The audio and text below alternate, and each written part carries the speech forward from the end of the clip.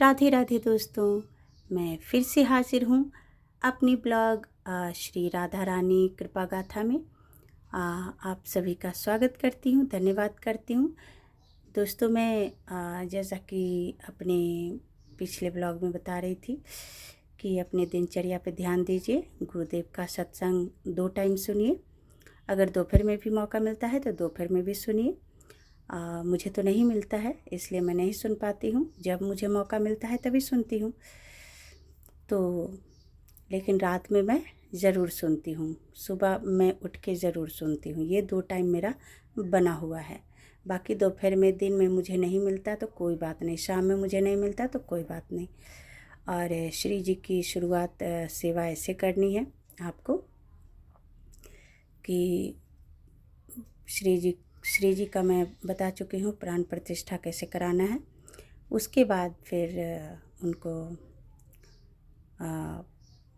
भोग लगाइए, घी का दिया जलाइए और उसके बाद फिर सुबह उठकर जैसा मैं बताई हूँ 5 संतों को प्रणाम करना है। फिर उसके बाद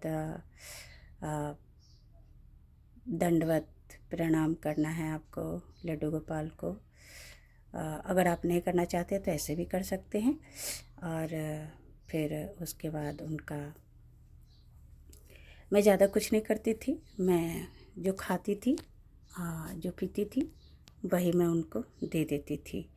शुरू में मैं लहसुन प्याज खा रही थी इसलिए मैं उनको खाना नहीं, उनको अलग से खाना बनाती थी तब मैं भोग लगाती थी।